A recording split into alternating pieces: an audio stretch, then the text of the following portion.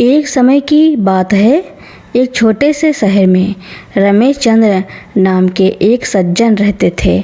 उन्होंने अपनी पूरी जिंदगी एक सरकारी नौकरी में बिताई और अब रिटायरमेंट के बाद अपनी पत्नी सुनीता देवी के साथ एक शांत जीवन जी रहे थे।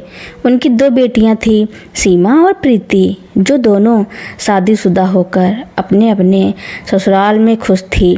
रमेश जी ने अपनी दोनों बेटियों की शादी खूब धूमधाम से की थी और उन्हें दहेज में भी कोई कमी नहीं छोड़ी थी। रमेश जी और सुनीता जी का जीवन बहुत सामान्य और खुशहाल था।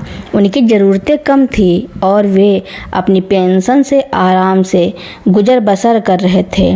उनका सबसे बड़ा सुख यह था कि उनकी दोनों बेटियां अक्सर उनसे मिलने आती थी और फ़ोन पर भी लगातार उनका हालचाल पूछती रहती थी। देखो सुनीता, हमने क्या अच्छे कर्म किए थे जो हमें इतनी अच्छी बेटियां मिली हैं, रमेश जी अक्सर कहते। सुनीता जी मुस्कुराकर जवाब देती, सही कहते हो जी, भगवान ने हमें 2 बेटे नहीं बल्कि 2 बेटियां दी हैं जो बेटों से भी बढ़कर हैं। समय बीतता गया और एक दिन रमेश जी की तबीयत अचानक बहुत खराब हो गई। उन्हें अस्पताल में भर्ती कराना पड़ा। डॉक्टर ने बताया कि उन्हें एक गंभीर बीमारी है और इसके इलाज के लिए बहुत पैसा चाहिए होगा। रमेश जी के पास जो भी जमा पूंजी थी वह इस इलाज में खर्च होने लगी। उन्होंने अपनी दोनों बेटियों को फ़ोन किया, बेटा मेरी तबीयत ठीक नहीं है और इलाज में बहुत खर्चा हो रहा है, तुम दोनों कुछ मदद कर सकती हो क्या? रमेश जी ने अपनी बेटियों से कहा। सीमा और प्रीति ने तुरंत जवाब दिया, हाँ पापा बिल्कुल, आप चिंता मत कीजिए, हम आपकी मदद ज़रूर करेंगे। अगले कुछ दिनों में सीमा और प्रीति अपने अपने पतियों के साथ अपने मायके आईं। वे दोनों बहुत परेशान लग रही थी। सीमा बोली, पापा देखिए, मेरी और मेरे पति की अभी नौकरी में दिक्कत चल रही है, हम अभी आपकी कोई मदद नहीं कर पाएंगे। प्रीति ने भी लगभग यही बात कही, पापा मेरे ससुराल में भी अभी कुछ परेशानी चल रही हैं, मैं आपकी कोई मदद नहीं कर सकती। रमेश जी और सुनीता जी यह सुनकर बहुत हैरान और दुखी हुई। उनकी बेटियां जिन पर उन्हें इतना भरोसा था, आज उन्होंने उनकी मदद करने से इनकार कर दिया था। रमेश जी का इलाज रुक गया और उनकी तबीयत और ज़्यादा बिगड़ने लगी। एक शाम जब रमेश जी बहुत परेशान थे और सुनीता जी उनके पास बैठी उन्हें सांत्वना दे रही थी, तभी उनके घर के दरवाजे पर दस्तक हुई। दरवाज़ा खोला तो सामने विजय नाम का एक लड़का खड़ा था। विजय उनके पड़ोस में रहता था और अक्सर रमेश जी की मदद किया करता था। नमस्ते अंकल, मैंने सुना है कि आपकी तबीयत ठीक नहीं है, विजय ने कहा। रमेश जी ने उदास मन से उसे अंदर आने के लिए कहा। विजय ने जब रमेश की आर्थिक स्थिति के बारे में सुना तो वह बहुत दुखी हुआ। उसने तुरंत रमेश जी से पूछा, अंकल आपके इलाज में कितने पैसे लगेंगे? रमेश जी ने उदासी से जवाब दिया, बेटा अब पैसों की बात मत करो, मेरे पास जितने पैसे थे सब खत्म हो चुके हैं। विजय ने तुरंत अपने बैंक खाते से पैसे निकाले और रमेश जी को दे दिए। अंकल यह पैसे आप अपने इलाज के लिए रखिए, मेरी कोई बहन नहीं है और मैं आपको अपने पिता समान मानता हूँ। आप मेरे पिता हैं और मेरा फ़र्ज़ है कि मैं आपकी मदद करूँ। रमेश जी की आंखें नम हो गईं। उनकी अपनी बेटियों ने उन्हें ऐसे समय में छोड़ दिया था, लेकिन एक अनजान लड़के ने उनकी मदद की थी। उन्होंने विजय की आंखों में देखा, वहाँ कोई स्वार्थ नहीं था, सिर्फ प्यार और सम्मान था। विजय की मदद से रमेश जी का इलाज दोबारा शुरू हुआ और धीरे धीरे उनकी सेहत में सुधार होने लगा। विजय रोज़ उनसे मिलने आता और उनका हालचाल पूछता। उसने रमेश जी की दवाई और खाने पीने का भी पूरा ध्यान रखा। एक दिन जब रमेश जी पूरी तरह से ठीक हो गए तो उन्होंने विजय को अपने पास बुलाया। बेटा, तुमने इस मुश्किल घड़ी में मेरी बहुत मदद की है। मैं तुम्हारा यह एहसान कभी नहीं भूलूंगा। अब मैं तुम्हें तुम्हारी मदद के लिए कुछ देना चाहता हूँ। विजय ने मुस्कुराते हुए जवाब दिया, अंकल, आप मुझे कुछ मत दीजिए। आपने जो मुझे सम्मान और प्यार दिया है वह मेरे लिए सबसे बड़ी दौलत है। रमेश जी ने विजय की आंखों में देखा और उन्हें लगा कि यह लड़का सिर्फ दिल का ही नहीं बल्कि एक सच्चा इंसान है। रमेश जी ने अपने वकील को बुलाया और अपनी पूरी संपत्ति, जिसमें उनका घर भी शामिल था, विजय के नाम कर दी। उन्होंने अपने वकील से यह बात कही कि विजय ने उनके साथ सच्चा रिश्ता निभाया है और इस नाते वह उनकी संपत्ति का असली हकदार है। एक दिन रमेश जी और सुनीता जी ने विजय को बुलाया और कहा, बेटा, हमने तुम्हें अपने बेटे की तरह मान लिया है और हमने अपनी पूरी संपत्ति तुम्हारे नाम कर दी है। आज से यह घर तुम्हारा है और तुम इस घर के मालिक हो। विजय यह सुनकर हैरान हो गया। वह रमेश जी के पैरों में गिर पड़ा और बोला, अंकल, मुझे यह सब नहीं चाहिए। मैंने तो बस अपना फर्ज निभाया था।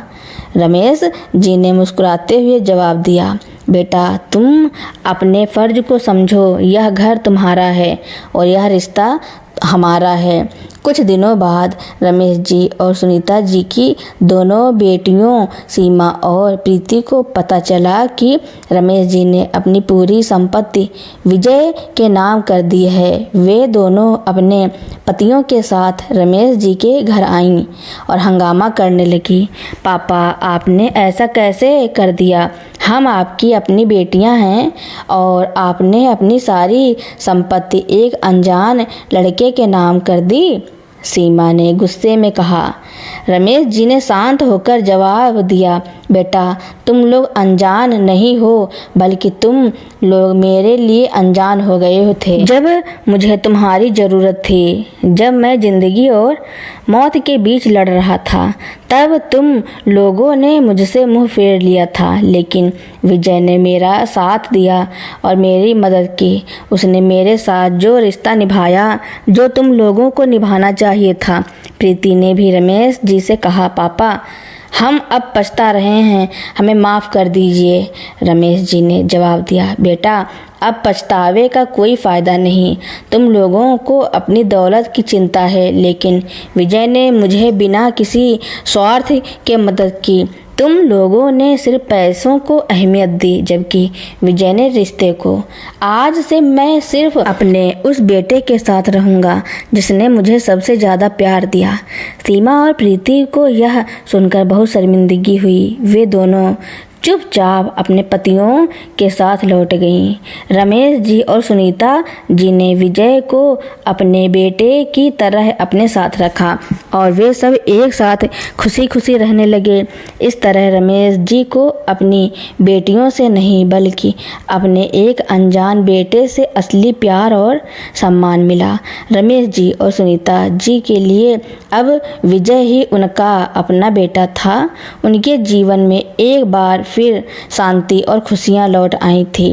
विजय रोज सुबह दुकान पर जाने से पहले माता पिता के चरण छूता और रात को लौटने पर उनका हालचाल पूछता।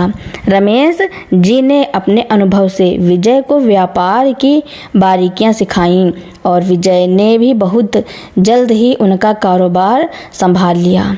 सब कुछ ठीक चल रहा था, लेकिन तकदीर को शायद कुछ और ही मंजूर था। एक दिन अचानक रमेश जी को दिल का दौरा पड़ा। विजय तुरंत उन्हें अस्पताल ले गया, लेकिन डॉक्टरों ने उन्हें बचाने में असमर्थता जताई। रमेश जी ने अंतिम सांस लेने से पहले विजय का हाथ पकड़ा और बोले, बेटा, तुम मेरे सच्चे बेटे हो। मेरे जाने के बाद मेरी पत्नी का ध्यान रखना। रमेश जी के देहांत से सुनीता जी और विजय बहुत दुखी हुए। विजय ने रमेश जी का अंतिम संस्कार पूरे विधि विधान से किया। जैसे ही रमेश जी के देहांत की खबर सीमा और प्रीति को मिली, वे तुरंत घर लौट आई। उनका मकसद दुख बांटना नहीं बल्कि रमेश जी की संपत्ति को हड़पना था। अब तो पापा चले गए हैं लेकिन माँ अकेली हैं। सीमा ने विजय से कहा, हम अपनी माँ को अपने साथ ले जाना चाहते हैं। प्रीति बोली, और रही बात संपत्ति की तो हमें हमारा हिस्सा दे दीजिए। सुनीता जी ने दोनों बेटियों की बात सुनी लेकिन वे कुछ नहीं बोली। विजय ने उनसे कहा, सीमा दीदी और प्रीति दीदी, आप लोग माँ को अपने साथ ले जा सकती हैं लेकिन मैं आप लोगों को कोई संपत्ति नहीं दूंगा क्योंकि अंकल ने अपनी सारी संपत्ति मेरे नाम कर दी थी और इस बात की जानकारी आप लोगों को भी थी। सीमा और प्रीति को यह सुनकर गुस्सा आया। उन्होंने विजय को धमकाया, हम तुम्हें कोर्ट में खींच लेंगे और तुमसे हमारा हिस्सा लेकर ही रहेंगे।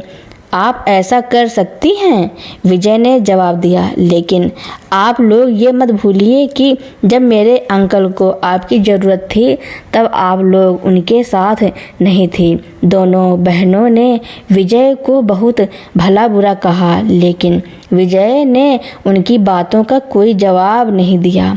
वे दोनों गुस्से में वापस चली गईं। कुछ दिनों बाद सीमा और प्रीति ने विजय के खिलाफ कोर्ट में केस कर दिया। उन्होंने कहा कि विजय ने रमेश जी को धोखे से बहला फुसला कर संपत्ति अपने नाम करवाई है और विजय को रमेश जी की सारी संपत्ति वापस करनी होगी। जब कोर्ट में सुनवाई शुरू हुई तो विजय ने अपनी तरफ से सारे सबूत पेश किए। उसने रमेश जी के द्वारा लिखा गया विल कोर्ट में दिखाया और कोर्ट को यह भी बताया कि जब रमेश जी बीमार थे तब उनकी बेटियों ने उनकी मदद नहीं की थी। उसने रमेश जी की मेडिकल रिपोर्ट और अस्पताल के बिल भी कोर्ट में पेश किए। सुनीता जी भी कोर्ट में आई और उन्होंने कहा, मेरा बेटा विजय है। मेरे पति ने अपनी सारी संपत्ति विजय को दी थी क्योंकि वह ही उनका सच्चा बेटा था। सीमा और प्रीति मेरी बेटियां नहीं हैं। उन्होंने मुझे और मेरे पति को धोखा दिया था। जज ने सारे सबूतों को ध्यान से देखा और रमेश जी द्वारा बनाए गए विल की वैधता को भी जांच की। अंत में जज ने फैसला सुनाया कि रमेश जी का विल पूरी तरह से कानूनी था और रमेश जी ने अपनी मर्जी से सारी संपत्ति विजय के नाम की थी। जज ने यह भी कहा, कानून के अनुसार एक पिता अपनी संपत्ति किसी भी व्यक्ति को दे सकता है और रमेश जी ने अपनी संपत्ति अपने बेटे को दी है जिसने उनका ध्यान रखा और उनकी सेवा की। रमेश जी ने अपनी बेटियों को अपनी संपत्ति से वंचित कर दिया क्योंकि उन्होंने अपने पिता को ऐसे समय में छोड़ दिया था जब उन्हें उनकी सबसे ज़्यादा ज़रूरत थी। जज ने विजय को पूरी तरह से निर्दोष ठहराया और कहा, विजय तुम रमेश जी के सच्चे बेटे हो। जज के इस फैसले से सीमा और प्रीति को बहुत झटका लगा। उनकी सारी कोशिशें नाकाम हो गईं। वे जान चुकी थी कि वे अब रमेश जी की संपत्ति का कोई भी हिस्सा नहीं पा सकती हैं। सुनीता जी और विजय वापस घर आए। सुनीता जी ने विजय को गले लगा लिया और कहा, बेटा मुझे तुम पर गर्व है। तुम ही मेरे सच्चे बेटे हो। विजय ने अपनी माँ को सहारा दिया और कहा, माँ आप चिंता मत कीजिए, मैं आपका हमेशा ध्यान रखूँगा। इस तरह विजय ने सुनीता जी की सेवा करके उन्हें अपनी माँ का दर्जा दिया और सुनीता जी ने भी अपनी ममता से विजय को एक सच्चा बेटा माना। दोनों एक साथ खुशहाल जीवन जीने लगे और विजय रमेश जी के सपने को पूरा करने लगा। उसने रमेश जी की याद में एक अनाथ आश्रम खोला और उसका नाम रमेश सेवा सदन रखा। विजय ने अनाथ आश्रम में बच्चों को शिक्षा और अच्छा जीवन दिया। यह देखकर सुनीता जी बहुत खुश हुईं। उन्हें पता था कि रमेश जी की आत्मा भी स्वर्ग से यह सब देखकर खुश हो रही होगी। रमेश जी के देहांत के बाद सुनीता जी पूरी तरह से टूट गई थी। रमेश जी के जाने से उनकी दुनिया जैसे ठहर सी गई थी, लेकिन इस दुख की घड़ी में भी विजय उनके साथ चट्टान की तरह खड़ा था। उसने रमेश जी की अंतिम इच्छा के अनुसार सुनीता जी की देखभाल की। माँ, आप चिंता मत कीजिए, मैं हमेशा आपके साथ हूँ, विजय ने अपनी माँ से कहा। विजय ने अपने व्यवहार से सुनीता जी को यह एहसास दिलाया कि वह रमेश जी का सिर्फ कानूनी वारिस नहीं बल्कि उनके दिल का भी वारिस है। उसने अपनी कमाई का एक हिस्सा अनाथ आश्रम में लगाया और बच्चों की शिक्षा, स्वास्थ्य और अच्छे भविष्य के लिए काम किया। यह सब देखकर सुनीता जी बहुत खुश हुई। उन्हें लगा कि रमेश जी की आत्मा स्वर्ग से यह सब देखकर खुश हो रही होगी। सीमा और प्रीति को जब कोर्ट में हार मिली तो वे बहुत दुखी हुईं। वे सोच रही थी कि कैसे उन्होंने अपनी ही माँ और पिताजी से धोखा किया।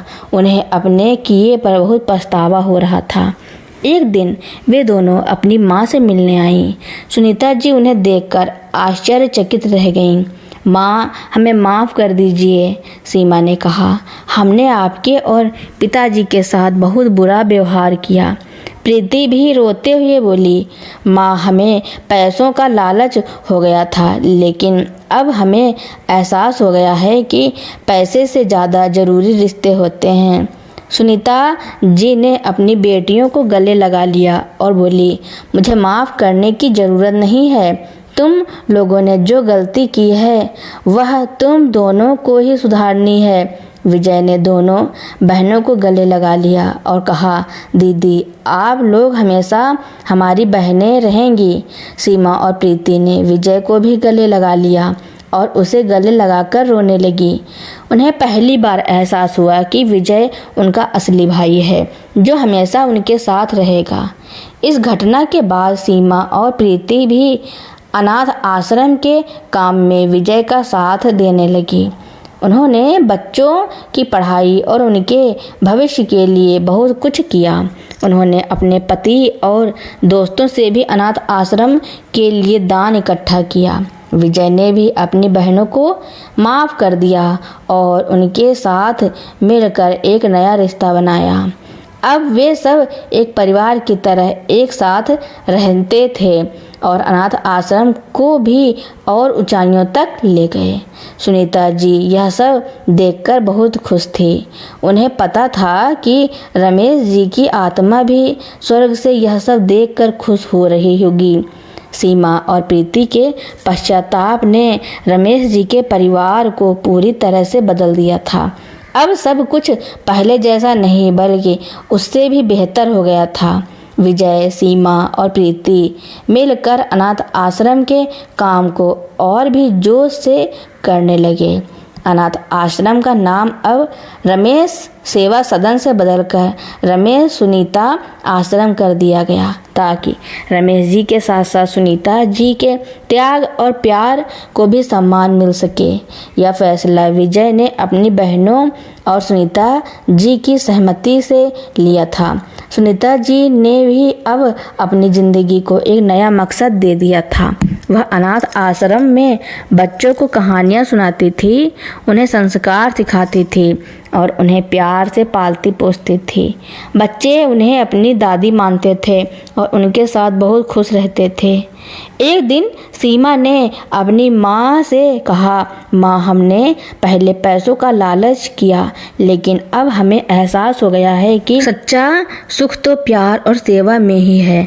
सुनीता जी ने मुस्कुराते हुए कहा, बेटा, मुझे खुशी है कि तुम दोनों ने अपने दिल की आवाज़ सुनी और अपनी गलतियों को सुधारा। समय बीतता गया और विजय ने अनाथ आश्रम को एक भव्य रूप दे दिया। उसने बच्चों के लिए एक स्कूल, एक लाइब्रेरी और एक खेल का मैदान भी बनवाया।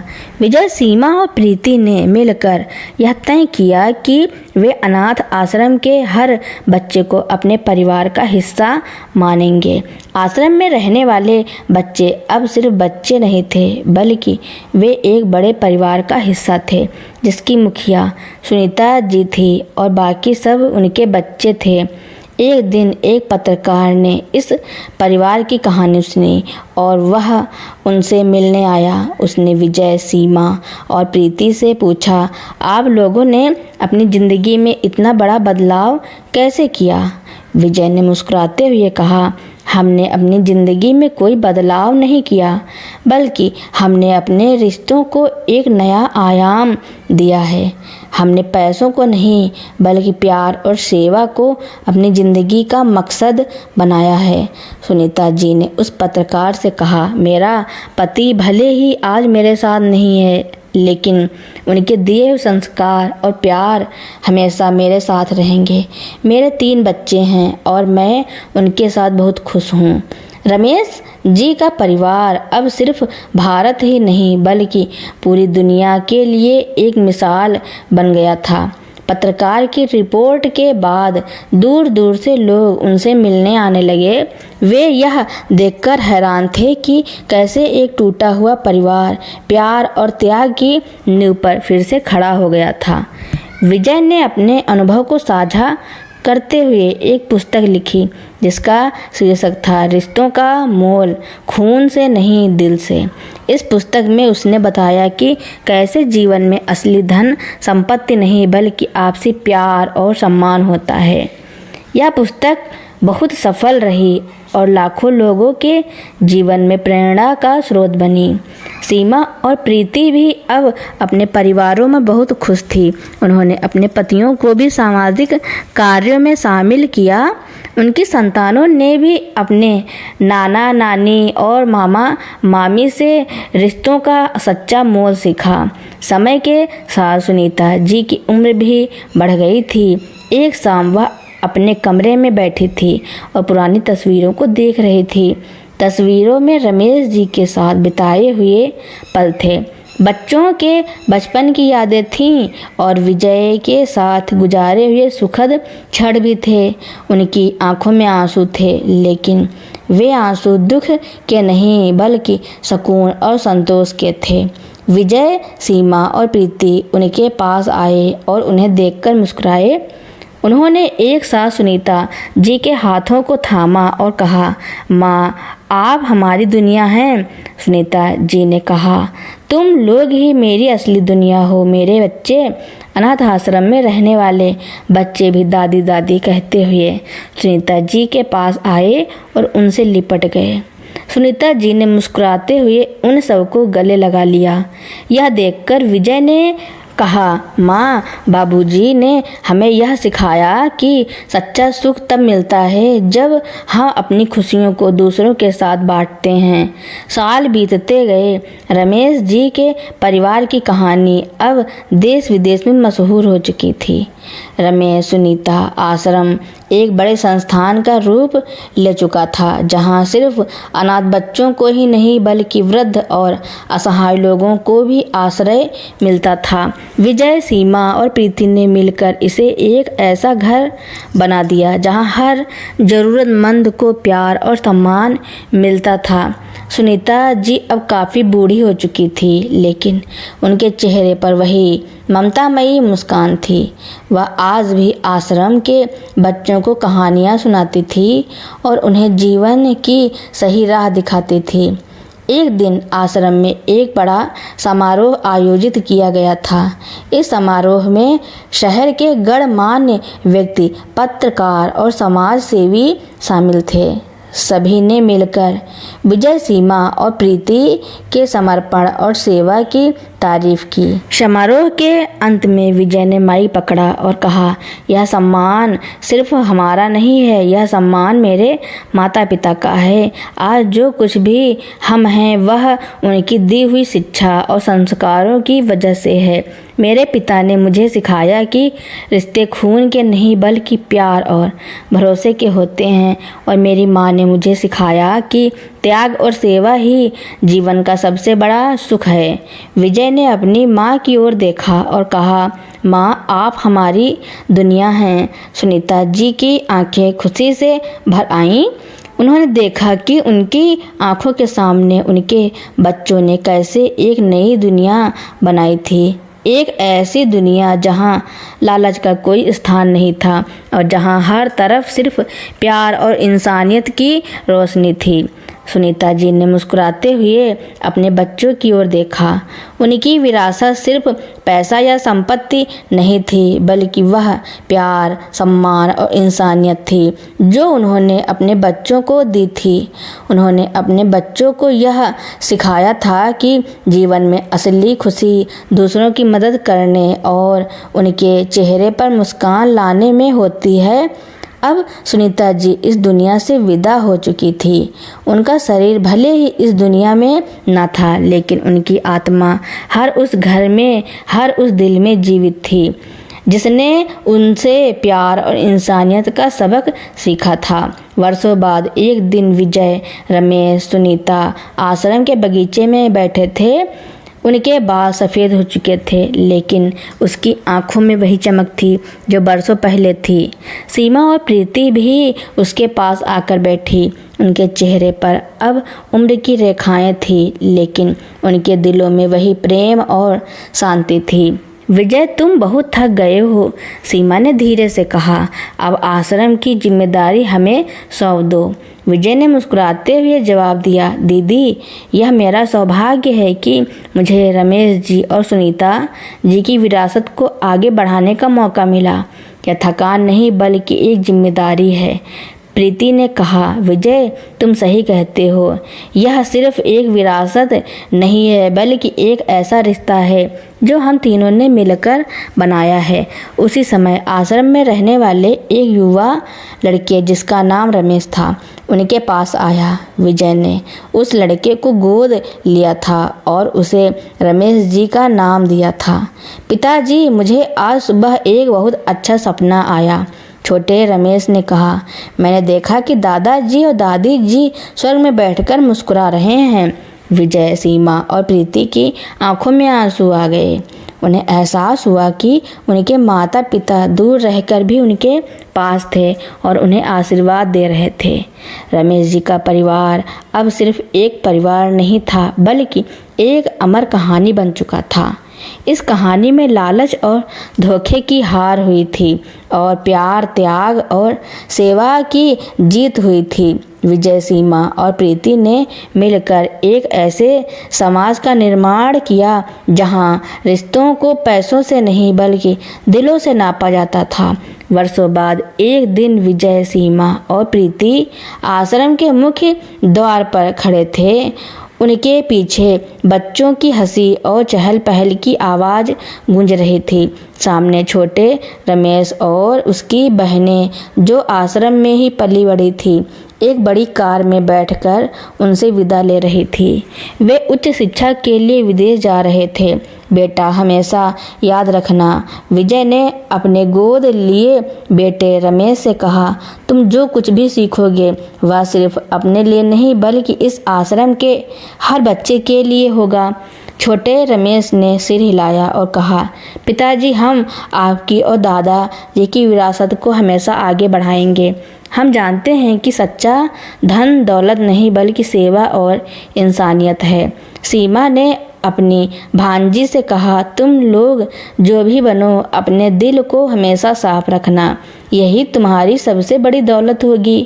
प्रीति ने कहा, कभी भी किसी इंसान को पैसे के तराजू में मत तौलना। जब वे चले गए तो विजय ने अपनी बहनों की ओर देखा। उनकी आंखों में संतोष और गर्व था। उनकी कहानी अब एक नई पीढ़ी के माध्यम से आगे बढ़ रही थी, जो सिर्फ दौलत नहीं बल्कि रिश्तों का मोल भी जानती थी। सीमा, विजय और प्रीति ने अपने जीवन का हर क्षण समाज सेवा में समर्पित कर दिया। रमेश, सुनीता आश्रम अब एक बड़ा अस्पताल, एक स्कूल और एक वृद्धा आश्रम में बदल चुका था। यहाँ हर किसी को प्यार और सम्मान मिलता था। एक दिन एक पत्रकार ने विजय से पूछा, आपकी कहानी ने लाखों लोगों को प्रेरित किया है, आप अपनी सफलता का श्रेय किसे देते हैं? विजय ने मुस्कुराते हुए कहा, मेरी सफलता का श्रेय सिर्फ 2 लोगों को जाता है, मेरे पिताजी रमेश चंद्र, जिन्होंने मुझे रिश्तों का मोल सिखाया, और मेरी माँ सुनीता देवी, जिन्होंने मुझे त्याग और सेवा का अर्थ समझाया। वे दोनों भले ही आज इस दुनिया में नहीं हैं, लेकिन उनकी शिक्षा और प्यार हमेशा मेरे साथ रहेंगे। साल दर साल बीतते गए। रमेश सुनीता आश्रम ने अपनी विरासत को कई गुना बढ़ा दिया था। छोटे रमेश और उसकी बहनें विदेश से अपनी पढ़ाई पूरी करके लौट आईं। उन्होंने आश्रम को भी आधुनिक बनाया। उन्होंने नए स्कूल, अस्पताल और व्यावसायिक प्रशिक्षण केंद्र खोले, जहां हर उम्र के लोगों को आत्मनिर्भर बनने का मौका मिलता था। एक शाम विजय, सीमा और प्रीति आश्रम के बगीचे में एक साथ बैठे थे। उनके चारों ओर उनके पोते पोतियां खेल रहे थे, जो अब आश्रम की देखभाल कर रहे थे। विजय, लगता है अब हमारा काम पूरा हो गया है, सीमा ने कहा। यह आश्रम अब नई पीढ़ी के हाथ में है, विजय ने मुस्कुराते हुए कहा। सही कहा दीदी, अब हम दोनों को अपनी विरासत को आगे बढ़ाने का मौका मिल गया है। एक शाम जब सूरज ढल रहा था और आसमान नारंगी गुलाबी रंग में रंग गया था, विजय, सीमा और प्रीति आश्रम की छत पर बैठे थे। वे शांत थे, एक दूसरे की ओर देखकर मुस्कुरा रहे थे। उनके बच्चे यानी रमेश और उसकी बहनें अब बड़े हो गए थे और आश्रम की कमान संभाल रहे थे। वे जानते थे कि उनकी माता पिता और रमेश जी, सुनीता जी की विरासत सुरक्षित हाथों में है। अब हमारा काम हो गया, विजय ने धीरे से कहा। अब हमारी भी जिम्मेदारी है कि हम अपनी अगली पीढ़ी को यह सिखाएं कि जीवन में सच्चा सुख पैसों में नहीं बल्कि प्यार और सेवा में है। सीमा और प्रीति ने सिर हिलाया। वे जानते थे कि उनका भाई सही कह रहा है। रमेश जी का परिवार अब सिर्फ एक परिवार नहीं था, बल्कि एक अमर कहानी बन चुका था, जिसने दुनिया को यह सिखाया कि लालच और धोखे की हार होती है और प्यार और इंसानियत की हमेशा जीत होती है। एक रात सुनीता जी ने अपने पलंग पर लेटी थी। उनके चारों तरफ उनके बच्चे पोते पोतियां थे। वे सब उनके हाथों को पकड़े हुए थे और उनके चेहरे पर एक हल्की सी मुस्कान थी। माँ, आप ठीक हैं? विजय ने पूछा। सुनीता जी ने मुस्कुराते हुए कहा, बेटा, मैं बहुत खुश हूँ। रमेश जी ने जो सपना देखा था वह आज पूरा हो गया है। अब मैं आराम से जा सकती हूँ। सुनीता जी ने अपनी अंतिम सांस ली और उनके चेहरे पर एक शांत भाव था। उनके जाने से सब दुखी हुए, लेकिन वे जानते थे कि सुनीता जी अब रमेश जी के साथ हैं। सुनीता जी के जाने के बाद विजय, सीमा और प्रीति ने मिलकर यह तय किया कि वे रमेश सुनीता आश्रम को भी बड़ा बनाएंगे। उन्होंने अपने माता पिता के नाम पर एक नया फाउंडेशन शुरू किया, जिसका नाम रमेश सुनीता फाउंडेशन था। इस फाउंडेशन के तहत वे अनाथ बच्चों को शिक्षा और स्वास्थ्य के साथ साथ उनके सपनों को पूरा करने के लिए भी मदद करते थे।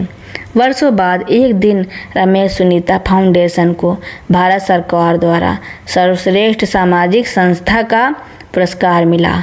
यह पुरस्कार विजय और उसकी बहनें सीमा और प्रीति लेने गए थे। मंच पर खड़े होकर विजय ने भावुक होकर कहा, यह पुरस्कार सिर्फ हमारा नहीं बल्कि उन लोगों का है जिन्होंने हमें सिखाया कि असली धन क्या होता है। यह पुरस्कार मेरे माता पिता रमेश चंद्र और सुनीता देवी को समर्पित है। सभी ने तालियां बजाकर उनकी बात का सम्मान किया। उस दिन हर किसी को एहसास हुआ कि कुछ रिश्ते खून से नहीं बल्कि दिल से बनते हैं और वे रिश्ते हमेशा के लिए अमर हो जाते हैं। रमेश सुनीता फाउंडेशन का पुरस्कार मिलने के बाद विजय, सीमा और प्रीति ने अपने जीवन का एक और बड़ा फैसला लिया। उन्होंने फाउंडेशन की पूरी जिम्मेदारी युवा पीढ़ी को सौंप दी जिसमें रमेश, उसकी बहनें, उनके बच्चे शामिल थे। उन्होंने यह सुनिश्चित किया कि फाउंडेशन के मूल्य और सिद्धांत हमेशा बने रहें। तो दोस्तों, मेरी कहानी सुनने के लिए आपका बहुत बहुत धन्यवाद। ऐसी ही कहानियाँ सुनने के लिए मेरे चैनल को लाइक, कमेंट, शेयर, सब्सक्राइब एवं बेल आइकन का बटन दबाना ना भूलना, ताकि मेरी नई नई कहानियाँ आप तक पहले ही पहुँचती रहें। धन्यवाद। Thank you for watching.